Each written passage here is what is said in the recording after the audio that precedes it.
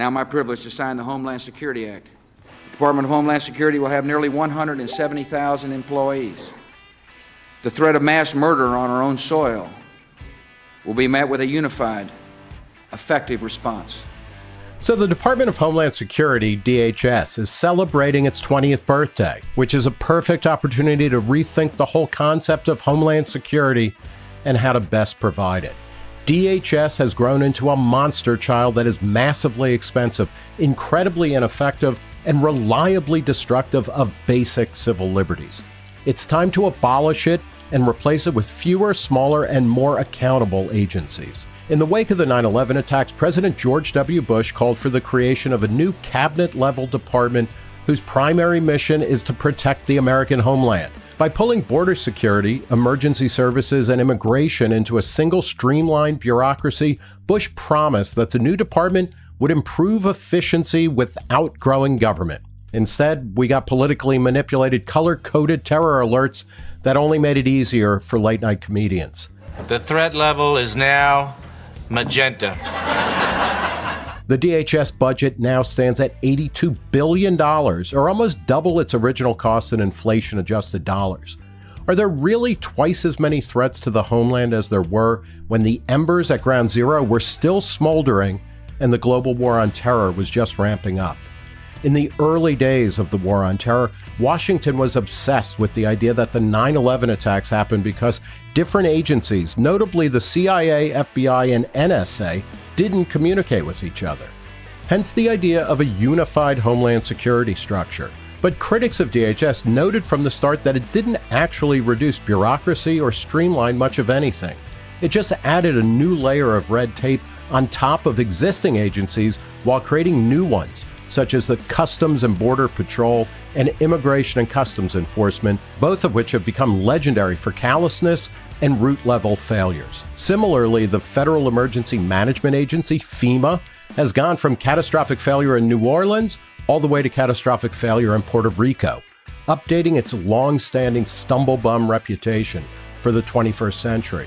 In a new report, FEMA admits failures occurred in its disaster response to Hurricane Maria. A 2019 Inspector General report called out DHS for failing to rein in bad behavior, ranging from padding expense accounts to drinking on the job to illegal reprisals against sexual harassment whistleblowers.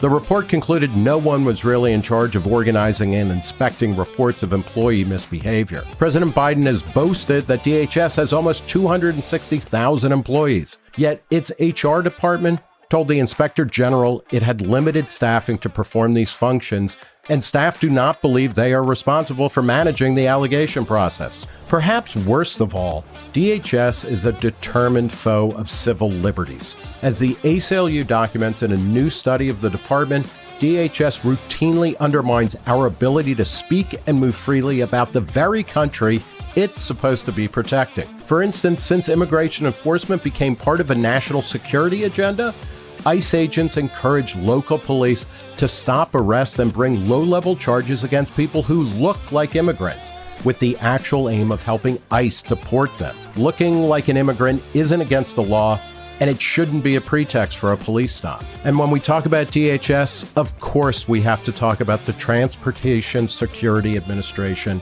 TSA. Oh, curse the brilliant TSA! Which you might refer to as thousands standing around, the testicle squeezing agency, or any number of different euphemisms. Despite very occasional positive headlines, the TSA rightly looms large in the public imagination as a make-work program gone horribly wrong. Famous for forcing mothers to drink their own breast milk, scaring children, and pantsing the elderly, the TSA reportedly spends as much as $667 billion per life saved. On its 10th anniversary, 2 conservative Republican members of Congress even denounced the TSA, saying the degraded security theater it imposed on travelers did not improve on the safety protocols that were in place before 9/11. DHS's mission is simply too vast to accomplish. Having been tasked to do so many different things, from processing immigration checks to responding to natural disasters, to checking passengers on every flight in America, to stopping terrorism, it ends up doing all of them poorly. It would be better to break those functions up into smaller agencies that are directly accountable to departments that existed prior to 9/11.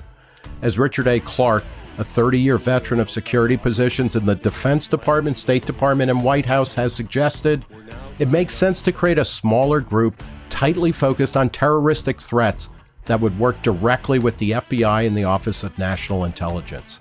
Preserving the status quo, he writes, will only perpetuate the mistakes made in the panic trauma that followed 9/11 and doom these important missions to continued mishandling and lack of success. As it celebrates its 20th birthday, it's time to blow out the candles on DHS.